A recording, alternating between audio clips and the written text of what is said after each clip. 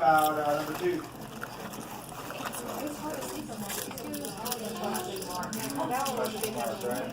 Yeah, no idea. Number 2, right there.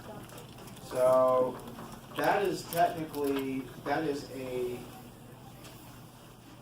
there is a superior cerebral vein, and it's going to be running down towards the transverse sinus. Ultimately, it does run into the transverse sinus. However, technically, you can see that there's a lot of diff veins out here, like out towards the dura, right? That are going to be running this way, and they all seem to kind of flow into this guy here, right? And then ultimately into the transverse sinus. Technically speaking, that's the inferior anastomotic vein. And anastomosis. What?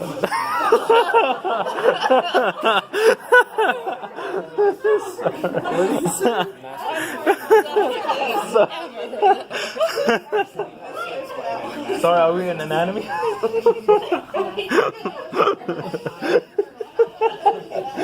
Don't do it like that. No.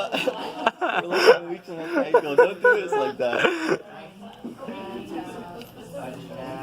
Is that Oh, on the right. test? Actually, technically is. I think it is on the lab guide, but I'm probably not. Thank Jesus. Yeah, you don't have to write it, so we don't have to remember it. Oh, can we have your version then? Take that one out. Don't have to write it, so we don't have to remember it. Come on. So, what is? I did this just to be fun, but not intentional. But what is an anastomosis? It's a joining of two. Like you can have arterial anastomoses, right? Sometimes that's required for blood flow. Like when we get into the thorax, we start looking at the heart. If there's not an anastomosis and significant anastomosis between the LAD and the posterior interventricular coronary artery, then individuals that have a anterior MI, right, would run a much greater risk of dying from that unless they have developed significant anastomosis, right? So you can have veno-veno anastomoses. There are places in the body where you have arteriovenous anastomoses, right? An example of that would be in the lung. That's why it's technically impossible to ever achieve 99 or 100% saturation of oxygen, because there are shunts or anastomoses between the pulmonary and arterial venous and arteries. So it's an anastomosis. Good to know. It's a connection of, in this case, essentially a dural or a meningeal vein to this subdural sinus. Right? It's an anastomosis. There is a superior and inferior anastomotic vein that basically takes, superior cerebral or meningeal blood and then gets that back into the dural venous drainage. Right? So I can't see that or anything today. All right, so number 3, great cerebral vein right there runs into the straight, right? What else runs into the straight right here that you can't really see? Can you see any of it? I don't really see any of it. The inferior side. Inferior sagittal. Okay. Yep. Number 4 over here, looks like that's the middle cerebral artery. Very good. Right. Number 5. So we can see. We got, there's a foramen right there, and it looks like we can see oval pretty well. So what's in front of oval? That'd be what? Rotundum, and then behind oval. Spinosus. Spinosus, right? So there's rotundum. And so what runs through rotundum? B2. Right? So B2, right? B1 runs through orbital fissure, and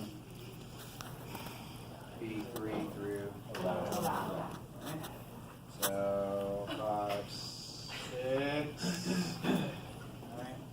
So posterior cerebral. I was trying trying to get it to point to that little one that you can see kind of in between there. That's posterior communicating, right? So there's posterior cerebral or posterior communicating, depending on where that arrow seems to be floating. That's now you can see it. In this particular view, it's very difficult, or in this window. So there it is. Alright, so there's your posterior communicating. I'll just put that in there. I do have a question on the practical. If an arrow does get moved, how would you? I'll have it bookmarked. So if an arrow gets moved or whatever, just let me know, and I'll just reset the bookmark. Okay. How would we know if it got moved? No, like if Because you you're were the one doing that it, you're accidentally moving it around, so you would know if you moved it. And you'll try to lock them, right? Yeah, I mean, yeah, they all, when in the bookmark, when I open a bookmark, they're automatically locked, yeah. Okay. So you can't change the bookmarks, but even when they're locked, sometimes you can still grab it into it or whatever by accident and move it, so. But I'll try to make sure they're locked. So they're supposed to communicate. And then we've got 6, 7, so 7 over here, yeah, internal acoustic hiatus. What runs through there? 7 and 8. 7 and 8. Right. And then a sigmoid. That was all of them. Okay. So, an example of what this might look like. Alright, so that bookmark saved. Because I'm in my login, that bookmark saved on both tables, so y'all could use it to study both of these bookmarks. Study these. Also, the 17 brain that we were looking at earlier, all those arrows I was putting in there, they're on both tables, so you can play around with that and open them up. Okay?